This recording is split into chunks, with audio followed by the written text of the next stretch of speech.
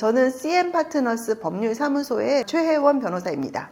1991년에 서울대학교 역사교육과를 입학을 했어요. 제가 역사를 되게 좋아해서 나를 원하는 과를 갔던 것 같아요. 이제 서범대학을 가면은 선생님이 될 수 있다고 생각하고 간 건데, 전국적으로 이제 TO라는 게 있는데, 저가 대학교 졸업할 때는 서울에서는 역사교육을 안 뽑았어요.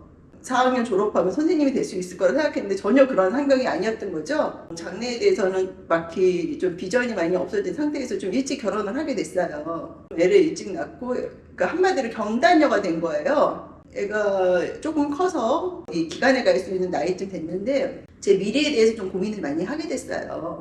아기가 소중하고 아기가 이쁜 거하고는 별개로 제가 좀 되게 우울하고 별로 이 삶이 행복하지가 않더라고요. 나는 뭔가 좀 액티브한 삶을 살고 싶은데, 대학교 입학하고 그런 생활, 이제 그 사이 이제 10년이 지났잖아요. 그러면서 제가 하고 싶어지는 일이 구체화가 된 거예요. 제가 비록 가정주부였지만 내가 하고 싶은 게 뭔지는 이제 알게 된 거예요. 저는 이제 문과에서는 검사, 판사, 변호사 이게 되게 매력적이고 훌륭한 직업이구나 이런 생각을 했는데, 내가 그걸 어떻게 하겠어, 벚꽃이 어떻게 붙겠어, 이런 상황이었어요. 근데 그 책들을 많이 보면서 내가 한 번밖에 없는 인생인데 이게 무슨 범죄도 아니고 아무것도 아닌데 이거를 왜 도전을 못한다고 생각을 했을까. 그래서 이제 큰 결심을 한 거죠. 공부를 해보기로. 친정어머니가 봐주셨고, 이제 주말에는 주로 이제 제가 데리고 놀았는데, 그게 시험이 또 가까워지면 주말에도 공부를 해야 되기 때문에 전적으로 이제 친정어머니께 부탁을 많이 드렸죠. 제일 가슴 아픈 게, 얘가 초등학교를 갔을 때 제가 사실 2차를 보는 시기라서 입학식도 못 갔어요. 못 가고 할머니가 대신 가고, 그러니까 전혀 그런 거를 케어를 못 해줬어요. 얘가 맨날 뭐를 내달라 그러는 거예요. 수학 문제를 가져와서 선생님이 이거 풀어오랬다는 거예요. 근데 저는 지금 시험 공부해야 되는데 애가 이러니까 좀 약간 짜증내면서도 이제 해줬던 것 같아요. 그리고 이제 2차 시험 끝나고 처음으로 학교를 찾아간 거예요. 별로 할 말이 없으니까 그때 선생님께서 애들 참 수학 문제도 내주시고 참 열심히 해주신 걸로 감사드린다 그랬더니 선생님이 자기는 그런 적이 없다는 거예요. 그래서 제가 이거 어떻게 된 거냐고 저희한테 물어보니까 본인이 그렇게 얘기를 한 거예요. 엄마가 이제 이렇게 얘기하면 나 공부를 봐주겠구나 하고. 그래서 되게 가슴이 아프더라고요. 애 1학년, 2학년 때 결과적으로 제가 케어를 못 해가지고 좀 많이 미안한 게 있습니다. 진짜 이게 될지 안 될지 모르는 거고 앞이 껌껌한 터널 같아요.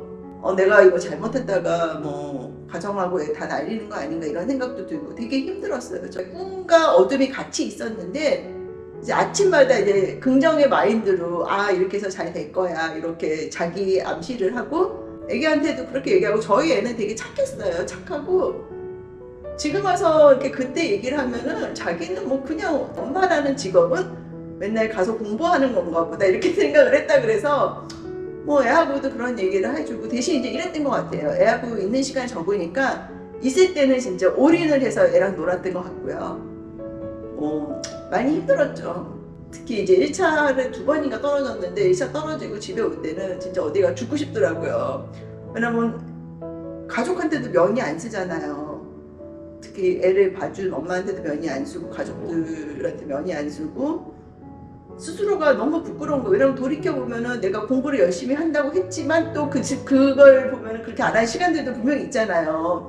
너무너무 졸려가지고 낮잠만 자고 돌아간 날도 있고 그렇게 후회가 되더라고요. 초등학교 때까지는 무난히 컸는데 이제 중학교 되니까 엄마가 좀 케어를 못한 티가 나는 거예요. 예컨대 영어는 괜찮았는데 수학이 엉망이었던, 기본이 안 돼 있는데 자꾸 엄마 욕심에 가연 선생님을 계속 지도받게 했는데 이제 돈만 나가고 성적이 안 올랐던 거죠. 제가 뒤늦게 그 현실을 깨닫고 욕심을 다 버렸어요. 수학에 대해서는 얘가 그렇게 선행을 하는 게 의미 없고 기본이 다져져야 되는 게 아닌가 해서 동네에 그 당시 이제 새로 생긴 수학학원이 있었는데 저희 아이 상황을 말해주니까 기초를 다 봐주시는 그런 선생님이시더라고요. 그래서 수학을 이제 그런 식으로 잡으니까 고등학교 가가지고는 성적이 잘 나왔던 것 같습니다. 대학교 들어가서 1학기만 다니고 재수하는 거 그렇게 해가지고 정시로 이제 시험을 잘 봤어요. 그래가지고 그때 서울대 경영학과를 진학을 하게 되었습니다.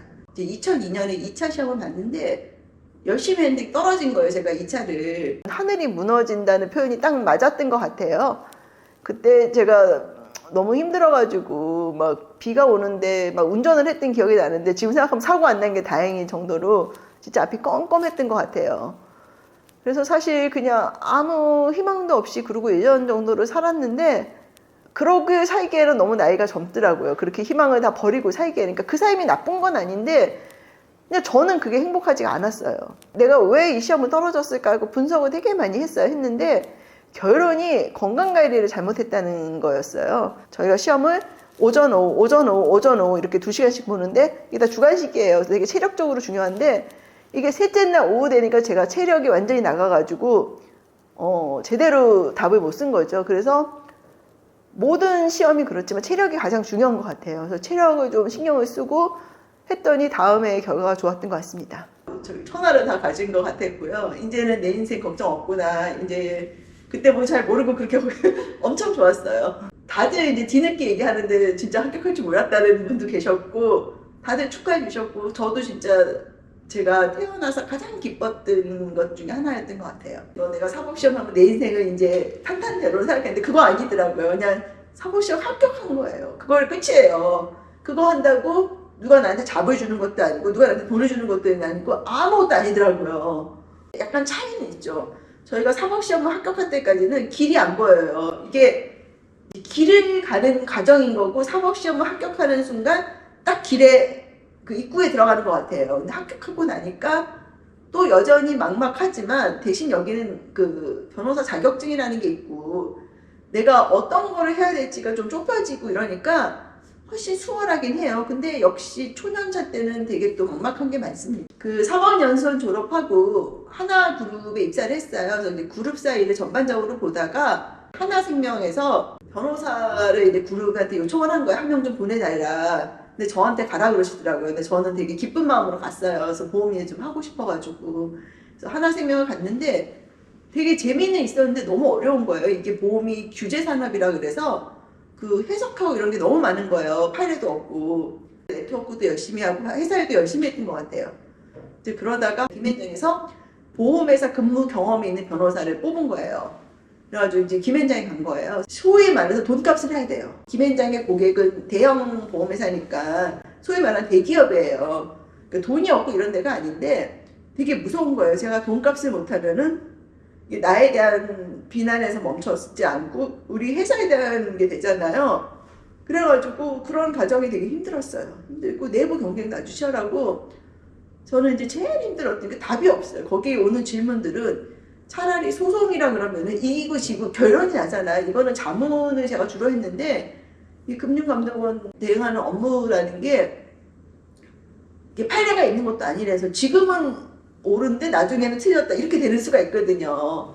그러면 이제 거기에 대한 부담감도 있고 반면 뭐 어차피 제 위에도 기라성 같은 분들이 계셔서 제가 뭐 최종 답을 하는 건 아니었고 어쨌든 위에 우상이 많았던 거죠. 훌륭한 분들이랑 같이 일하니까 그런 거 참 좋았던 것 같아요. 열심히 일하다가 운이 좋아가지고 1년을 이제 미국 연수로 갔다 왔어요. 하버드 대학교에 이제 LLM은 아니고 빅스틴 스칼라를 갔다 오고 푸건현대생명이라고 보험사가 또 있어요. 거기 잠깐 있었다가 제가 이제 개업을 했습니다. 개업을 50에 한 건 늦은 거거든요. 이게 늦은 게 사실 맞아요. 제가 인생이 다 늦어버렸어요. 그래서 사실 되게 싫었어요. 그게 시험 공부도 늦게 하고 합격도 늦게 하고 개업도 너무 늦게 하고 남들이 다 한마디씩 하고 저도 어머 뭐 늦었네 하면은 그때 기쁜 게 아니라 되게 속상하고 뭐 예컨대 이런 거예요. 늦게 시작했다는 것 자체가 창피한 게 아니라 그렇게 자기의 미래에 대한 생각 자체를 늦게 했다는 게 저는 창피하더라고요. 내가 남들은 20살 때 하는 고민을 30살 때 한 거잖아요. 그럼 10년 동안에 그런 고민도 안 하고 살았다는 게 나는 창피한 건데 이 친구들은 뭐 그건 늦을 수도 있는 거 아니냐. 사람이 이 가치관이라는 건 바뀔 수도 있고 어쨌든 늦었지만 그 결심을 하고 공부를 하고 그 과정에서 아이를 키우면서 합격한 게 대단한 게 아닌가. 그러니까 저한테 칭찬해 주시는 분들이 많았어요.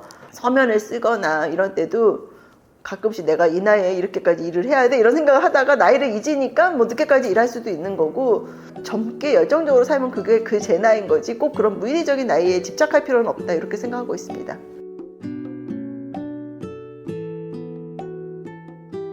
인생을 바꿨죠. 저한테는 인생을 바꿔준 거고 돈으로 환산할 수 없는 그런 값어치가 있는 것 같아요. 이게 이제 사람마다 다른 것 같아요. 왜 이게 없었어도 또 잘 나가실 수 있는 분들이 있잖아요. 그런 분들한테는 이게 그렇게 큰 값어치가 없을 수도 있는데 정단이었던 저한테는 엄청난 값어치가 있는 그런 거죠. 개인적으로는 되게 자존감도 높아지고 선명한 선택을 할 수 있게끔 많이 도와주는 그런 역할도 좀 해주고, 내가 어디서 누구를 만나든 나는 당당할 수 있다는 거, 누가 직업이 뭐냐고 물었을 때 설명할 필요가 없다는 거, 그런 게 참 큰 의미가 있고, 저는 그때 되게 힘들게 공부를 했거든요. 힘들다는 게 뭐 시간 이런 거 따라서 마음이 항상 무거웠어요. 내가 공부를 실패를 하면 나 하나 때문에 너무나 여러 사람이 피해를 본다, 그런 스트레스를 되게 많이 받고, 그러니까 같은 수험 생활도 물론 행복하기는 힘들지만 훨씬 밝게 지낼 수 있었는데 저는 되게 마음이 무거운 상태로 보냈던 것 같아요. 지금 와서 생각해 보면은 과거의 나를 칭찬해 주면서 그렇게 너무 힘들게 생각하지 말아라, 이렇게 위로를 해줄 것 같아요. 좋은 학벌, 좋은 직장 출신이라는 거는 엄청난 메리트예요. 출발선이 앞선 게 맞는데 반대로 그렇게 좋기 때문에 본인이 안주를 하게 되는 것 같아요. 아, 나는 뭐 서울대 출신인데, 나는 서울법대 출신인데, 나는 김현장 출신인데, 나는 판사 출신인데, 이렇게. 왜냐면 이분들도 여기까지 오기에는 되게 많이 달려왔기 때문에 좀 쉬고 싶은 생각이 있으면 또 주변에서 와 최고다 최고다 하니까 자기도 모르게 안주를 할 수가 있거든요.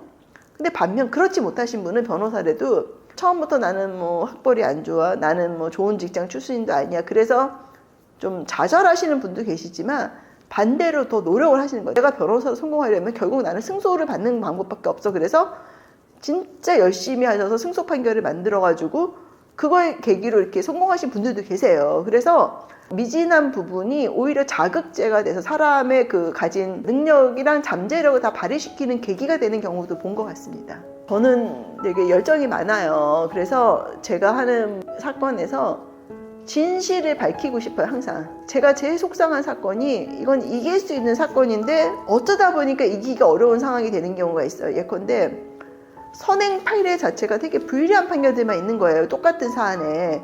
그러면 내가 아무리 잘해봐도 이게 이기기가 너무 어렵거든요. 저는 그런 거를 좀 극복하는 변호사가 되고 싶어요. 그러니까 진실을 좀 찾아가는 변호사. 뭐 처음부터 진실을 찾아가는 게 쉬우면 좋지만 그렇지 않은 사건도 나만의 노하우를 써서 어떻게든 좀 진실을 찾아가는 변호사가 되고 싶다. 이게 저의 소망입니다.